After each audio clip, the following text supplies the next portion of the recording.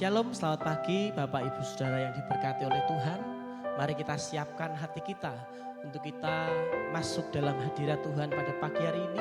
Kita hampiri tahta hadirat Tuhan karena Dialah Tuhan yang selalu ada bersama dengan kita.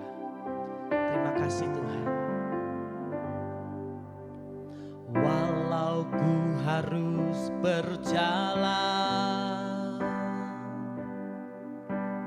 dalam lembah kekelaman, perlindungan-Mu, oh Tuhan, nyatalah bagi hidupku. Tiada pernah sedetik pun, tiada pernah Kau tinggalkan. Sungguh mulia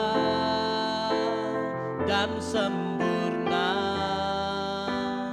hanya Kau layak disembah.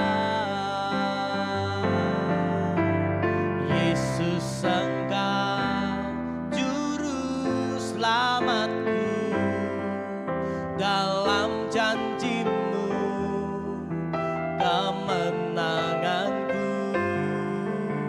Selamanya kan ku nyatakan besar setiamu Tuhan di hidupku.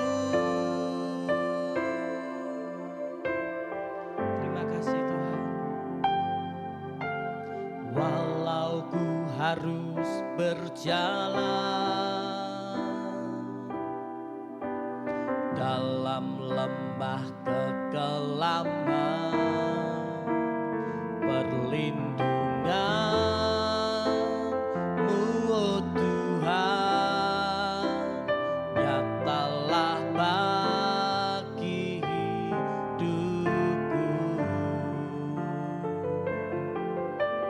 Tiada pernah sedetik pun, tiada pernah Kau tinggalkan. Sungguh mulia dan sempurna, hanya Kau layak disembah. Yesus Engkau juru selamatku, dalam janji-Mu kemenanganku. Selamanya kan ku nyatakan besar setiamu Tuhan di hidupku. Yesus Engkau juru selamatku, dalam janji-Mu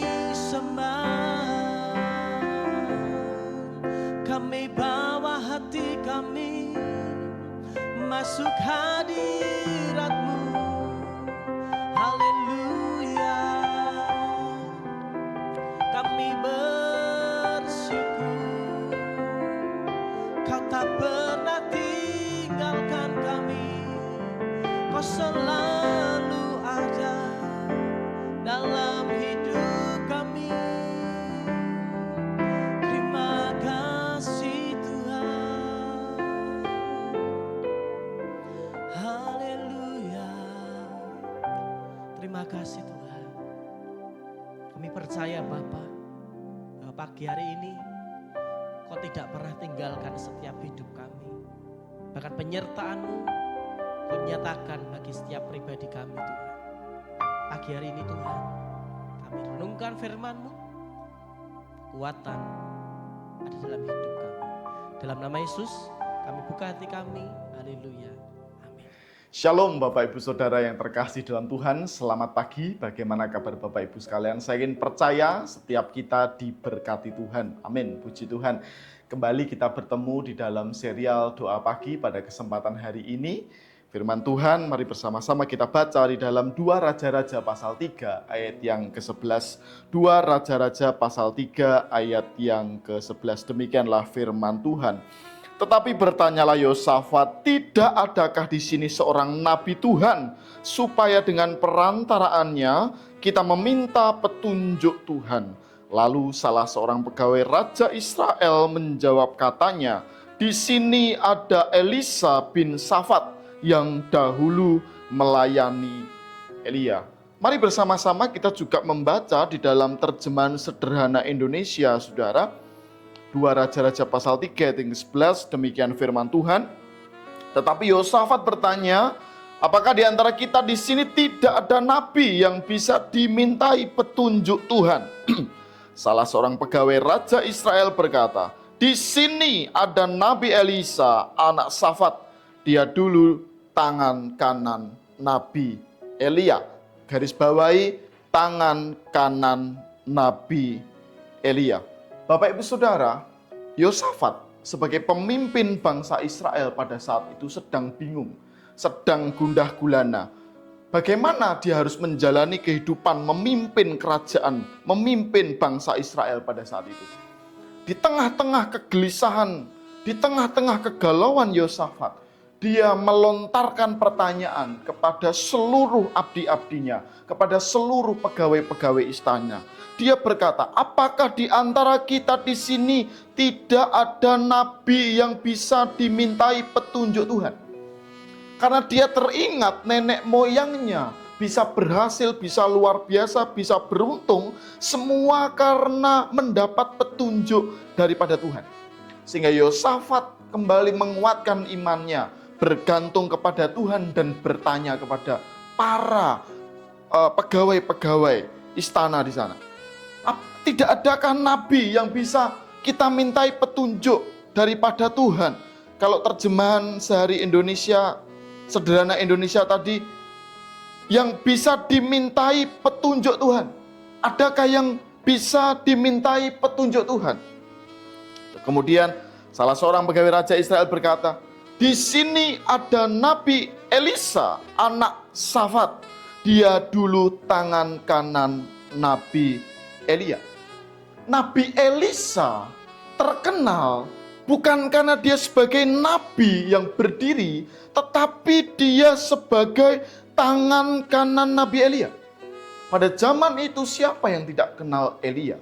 Elia adalah hamba Tuhan yang luar biasa dahsyat Nabi Elia. Dan Elisa dikenal sebagai tangan kanan Nabi Elia. Maka di situ kemudian Yosafat memanggil Elisa dan kemudian bertanya kepada Elisa supaya dia mendapatkan petunjuk daripada Tuhan. Bapak Ibu Saudara, firman Tuhan pagi hari ini mengajarkan bagi setiap kita, kalau engkau sedang gundah gulana, kalau engkau sedang galau, kalau engkau sedang mengalami keterpurukan di dalam hidupmu, dan engkau pengen bagaimana supaya kita dapat petunjuk daripada Tuhan.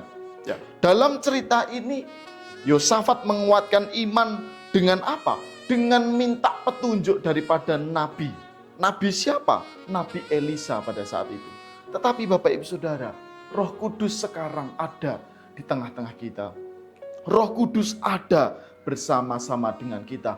Maka dengan itu saudara, sebenarnya setiap kita mempunyai kepekaan yang luar biasa untuk mendapatkan petunjuk daripada Tuhan. Kalau Bapak Ibu Saudara berkata, oh sulit mas saya mendengar perkataan Tuhan, sulit saya mendapat petunjuk daripada Tuhan. Maka hari ini Bapak Ibu Saudara belajar untuk peka mendengar suara Tuhan. Dengan apa? Salah satu cara yang diajarkan Nabi Elisa adalah apa? Dia menjadi tangan kanan Nabi Elia. Firman Tuhan katakan dia melayani Elia. Nah, mari bersama-sama kita layani Tuhan dengan luar biasa. Kita layani Tuhan dengan sungguh-sungguh. Kita layani hamba-hamba Tuhan juga. Kita bersama-sama melayani pekerjaan Tuhan. Saya yakin percaya Tuhan akan berbicara ke dalam hati kita. Berbicara melalui setiap aspek kehidupan kita. Kalau engkau peka Bapak Ibu Saudara, sebenarnya Tuhan sudah menunjukkan petunjuk-petunjuk di dalam kehidupan engkau.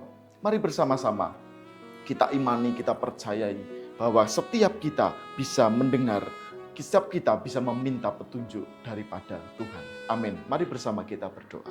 Kami bersyukur dan berterima kasih ya Tuhan. Pagi hari ini Tuhan mengajarkan bagi setiap kami untuk kami memiliki kepekaan di dalam Tuhan. Bapa, setiap kami mungkin memiliki problem dan kami percaya Engkau Tuhan yang bisa menolong setiap kami. Berikan jalan-Mu Tuhan, berikan petunjuk-Mu Bapa sehingga kami tidak salah arah. Terima kasih Tuhan, terima kasih. Hamba-Mu berdoa bagi setiap jemaat Tuhan yang setia mendengarkan doa pagi secara online. Tuhan memberkati dengan luar biasa.